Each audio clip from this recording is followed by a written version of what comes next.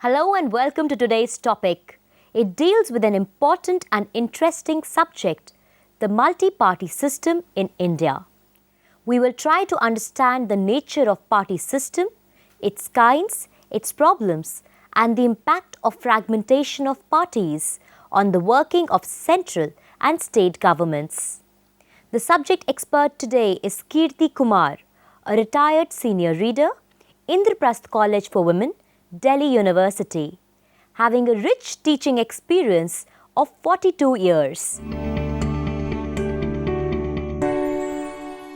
A political party can be defined as an organized group which tries to capture the political power and keep control of government.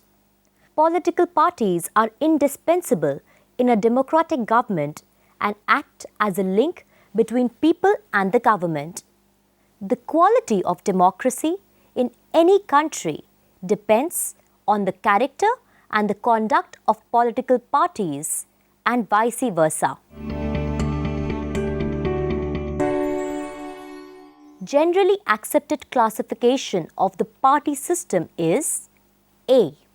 Multi-party system, B. Bi-party system, and C. One-party system. Multi-party system envisages a number of parties, for example, India and France. In bi-party system, there are two parties. The examples are US and Britain.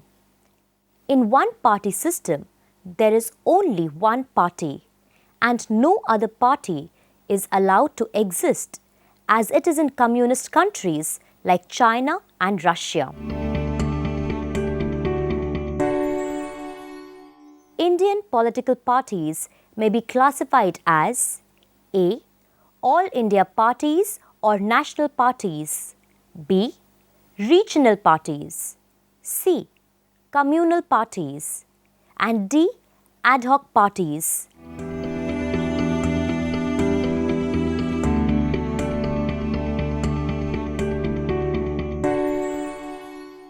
The Indian party system has been characterized by the dominance of the Congress and the existence of smaller opposition parties, particularly in the first phase, that is 1947 to 1967. The second phase, 1967 to 1977, was characterized by the decline and disintegration of the Congress. The period from 1977 to 1980 was the Janata phase of coalition politics. The Congress dominated in the 80s. From period 1989 to 2010 has seen a multi-party system and coalition government at the center and growth of regional parties which started playing a significant role in central politics. India has developed a multi-party system. The number of political parties in India is much more than any other democratic countries of the world. The multiplicity of political parties is due to a number of factors. A. Large number of groups which participated in the freedom struggle under the flag of the Congress disintegrated from it and established independent parties. B. With the introduction of universal adult franchise, numerically strong communities established their parties to gain share in political power. C.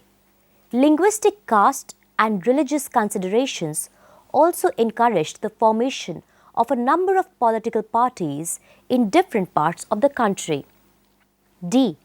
Reservation of scheduled castes and scheduled tribes resulted in the emergence of political parties. With the exception of two periods when one-party dominance was there from 1947 to 1967 and 1980 to 1989, the Indian party system has been a multi-party system. The Congress party itself is a combination of diverse interests, factions, groups and individuals. At the state level, the Congress party has been frequently challenged by local and regional parties. In some states like Tamil Nadu, Uttar Pradesh, Bihar and West Bengal, the Congress has been virtually eliminated as a political force. Till the fourth general election, there was lack of effective opposition. It was not one opposition, but many opposition groups consisting of many divided, antagonistic and ideologically opposed groups. The strength of non-Congress parties increased during the fourth general election. Their number was so large that they could not form government at centre and in most of the states. The Indian political system faced a new element of instability. Rise and fall of coalition governments became a common feature. The parties depend heavily on powerful and charismatic personalities. The parties depend on these leaders for their existence. It is very well known that AIADMK in Tamil Nadu continued to cling to M.G. Ramachandran and Telugu Desam in Andhra Pradesh to N.T. Rama Rao despite their serious illness. Lack of ideological commitment is common to all the parties. They do not mind sacrificing their ideology for capturing political power. Since 1971, elections have not been fought on the basis of strength of an ideology of a political party, but on the basis of issues of immediate concern to electorate. The classical example of issue-oriented politics was National Front government, which got the support from extreme left CPIM and extreme right BJP. In India, many all-Indian parties have suffered a setback and regional parties have grown in number and influence. Thus, Tamil Nadu has become a stronghold of DMK followed by AIADMK. Punjab is dominated by Akali Dal, Assam by Asom Gana Parishad, Maharashtra by Shiv Sena and so on. Almost 50% of the states have regional or state parties which defend ethnic, religious and cultural identity. There are groups and factions within all political parties. These are based on community, caste, class and religion. The leaders of these groups enter into various political alliances and influence the policies of parties as well as the government. Besides, it affects the unity of the party and at times leads to division of parties.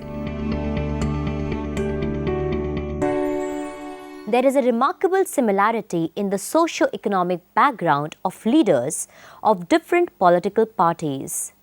Most of the leaders of non-Congress parties who left the Indian National Congress came from same strata of society, mostly from upper or upper middle class, had similar Western educational background and shared similar experience of the freedom movement. Upper and middle classes still dominate the parties. Each state has its own party system in Indian Union. Some states have multi-party system where one party is dominant like Uttar Pradesh, Madhya Pradesh, Gujarat, Rajasthan, while some states like Punjab, Tamil Nadu, Jammu and Kashmir have competitive bi-party system. In some of the states, there is a multi-party system with many strong parties. The Indian political system is full of examples of political parties entering into opportunistic alliances for capturing political power. The classical example is the United Front of 13 parties in 1996. The parties which are sharing power at the centre are opposed to each other at the state level. In the years 1989, 1991, 1996, 1998, 1999, 2004 and 2009, no party got a clear majority. It shows that the period of dominant party democracy is over. Single-party dominance was the product of overwhelming supremacy of the Congress Party till 1967. With the decline and disintegration of the Congress, the question arose about what kind of party system would emerge in India. The non-Congress parties were not able to join together and provide a viable alternative. The situation became more complicated with the emergence of a large number of ethno-national political parties with a strong base in one state. With this scenario, bi-party system became a distant dream. When the Congress continued to lose ground, it appeared that the centre would have coalition governments. The country was faced with an important question, that is, will the coalition government be strong enough to control the states and complete the term of office? Sonia Gandhi's entry in the politics has changed the political scene. She stopped the disintegration of the Congress. It has brought back an alternative to BJP-led coalition. In 2004 and 2009 general elections, the Congress achieved electoral success, bringing the downfall of the NDA government. Being a single largest party in Lok Sabha, it formed the coalition government. In the year 2009, its record has been impressive. It captured 206 seats in Lok Sabha with 28.5% votes. The dominant party democracy is on the point of being replaced by two national coalitions. One somewhat to right with BJP at its core, and other to centre-left led by the Congress. The whole process is likely to be completed maybe in 2 decades. India would have completed its transition from one-party dominant to bipolar democracy. But one cannot predict which way the wind will blow as far as politics in India is concerned. Though India has been independent for more than 60 years, our party system is not mature, organized and disciplined. It is confronted with many problems such as the nature of Indian society increases the problems of parties. India presents traditional stratified social order which is multi-religious, multilingual and multicultural. Religion, caste and cultural factors dominate the minds of people. Purely ideological politics is difficult to attain and much more difficult to achieve in the secular organization of the party. Factionalism is a common feature of the Indian party system. The Congress Party, Communist Party of India, Akali Dal, DMK and others has witnessed splits primarily due to personal differences. This comes in the way of strong organization of parties. No political party has been able to observe the norms of inner party democracy. The power is in the hands of the High Command, who is usually the leader of the party. Often state party organizations are under the control of central leadership. There are frequent rifts between the two. The Chief Minister is supposed to be elected by the members of Legislative Assembly, but that is not so in practice. The Chief Minister is selected by the High Command and is imposed on MLAs. The definition of discipline and indiscipline is provided by the High Command. The criticism of the policies of the party is termed as indiscipline, and therefore action can be taken against a member of the party. A very disturbing feature of a party system is the phenomenon of defections. Defection implies leaving one's party or leader under whose symbol or leadership one has been elected to the legislature for personal gain. The fourth general elections in 1967 saw an alarming increase in the number of defections. These defections were responsible for the fall of 16 governments between 1967 and 1968.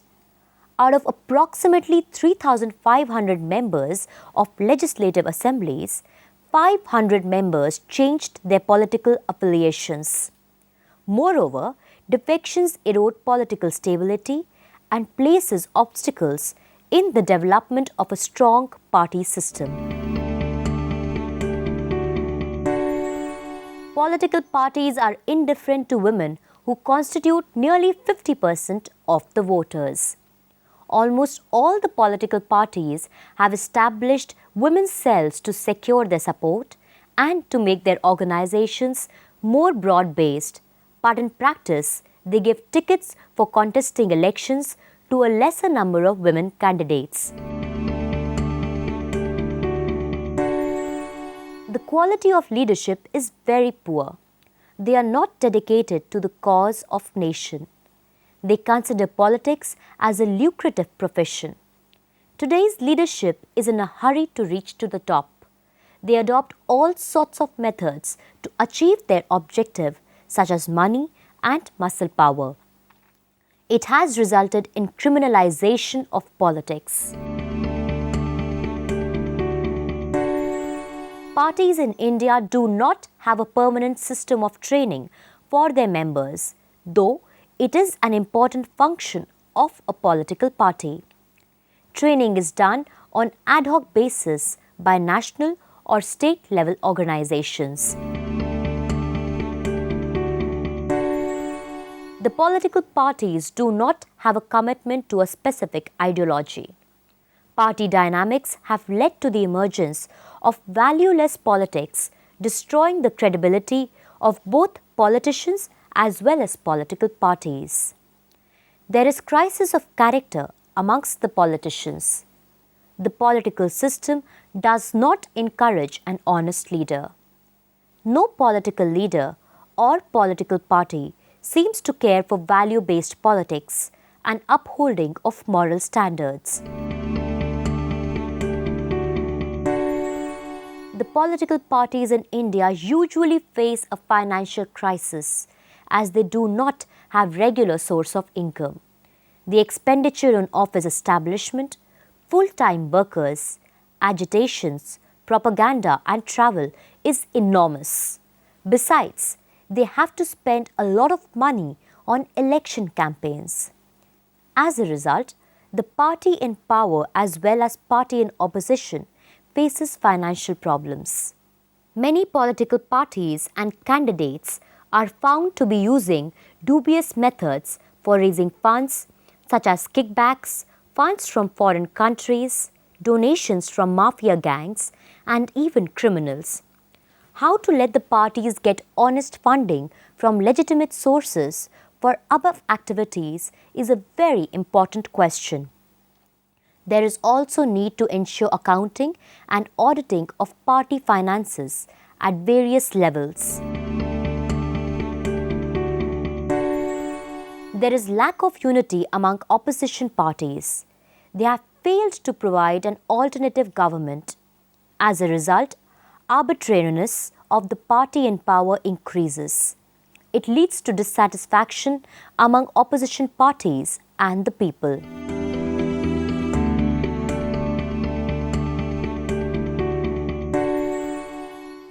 India has developed a multi-party system. Prior to 1989, India's party system produced single-party majority government. Post-1989, the period saw hung parliaments and state legislative assemblies, multi-party minority and coalition governments. A high degree of fragmentation and vigorous competition among the parties is responsible for this state of affairs. The number of national parties declined from 8 to 6 between 1989 to 2004, while the number of state parties increased from 20 to 36 and the number of registered parties doubled from 85 to 173 during the same period. The number of political parties represented in the Lok Sabha increased from 23 to 36. There has been substantial increase in the number of state parties from 8 to 24. India has seen world's largest multi-party coalition governments of 7 to 24 parties.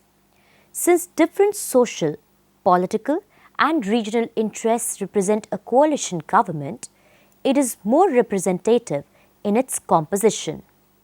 The government is forced to adopt accommodative policies. Smaller and regional parties have voice in the government and policy formulation. In most of the coalition government's partners form a coalition to expand their political base without losing their caste, class, religion or social base. To a great extent, it is true of BJP. In order to increase its political base from the north, Hindi-speaking belt to south and East India, it took the help of its coalition partners. Such coalition governments adversely affect the political stability, governance and economic growth. Coalition partners blackmail the government at the centre and withdraw support at opportune time. A similar withdrawal by the BJP led to the fall of Janata government. Withdrawal of support of Congress party led to the downfall of Chandrasekhar government. Politics has been reduced to the game of numbers. Whosoever has greatest number of allies will be the bearer of political power. The smaller parties strike hard bargains with national parties in a situation where every seat counts and are able to take advantage of the inability of national parties to form a government on their own. The term of office has become shorter. There have been governments that have lasted for short periods like 4 months, 11 months, 13 months and even 13 days. This is not only the case of central government but also of state governments. There had been 74 minority governments at state level between 1977 and 1995. Out of those, 31 came into existence as a result of elections, 43 due to party splits, and only 11 governments completed their full term of office. But still the coalition governments in the states are more successful as compared to national level. The reason being, the state-level coalition governments have only one objective, their state. While in case of central government, there are different states, different regions, different languages, etc., which cannot be absorbed in a single stream.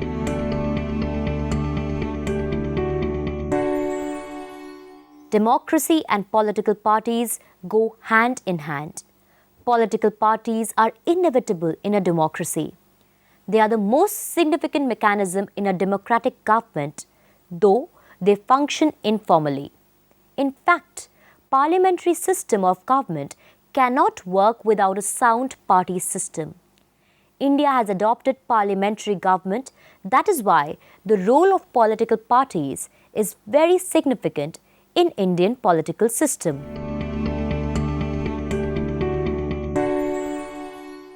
They express and formulate public opinion. They are the chief mechanism of informing, influencing and educating the electorate. The political parties place important issues of general interest before the people with clear picture of their benefits and drawbacks. They evaluate the policies of the government and give political education to masses. They play an active role in elections. All political parties issue their election manifestos and explain their policies and programs to woo the voters to their side. They field the candidates, they organize the election campaign and make best of efforts for their success in election. In parliamentary system of government, majority party forms the government and tries to implement the policies outlined in the election manifesto, while minority party has to play the role of opposition. Without political parties, neither the government can be formed nor can it function in a disciplined manner.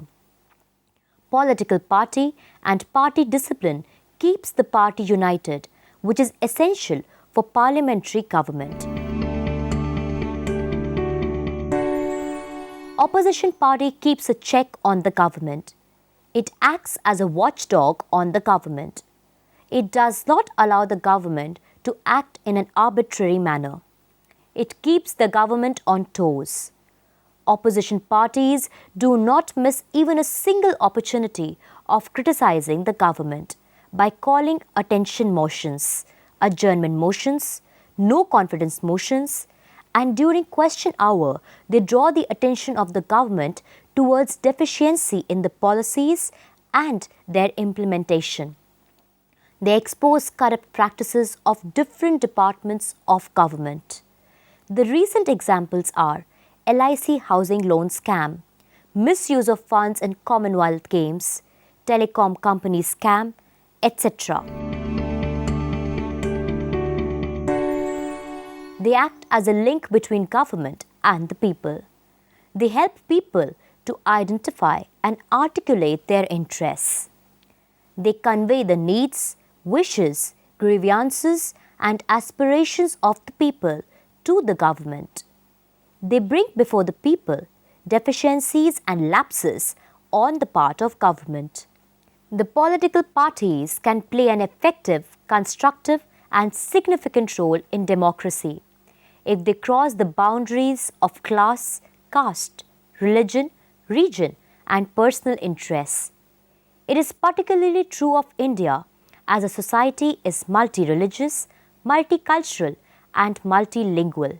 In fact, working of a democratic government depends to a great extent on the nature of the party system. That was all that we had for you for today. Goodbye.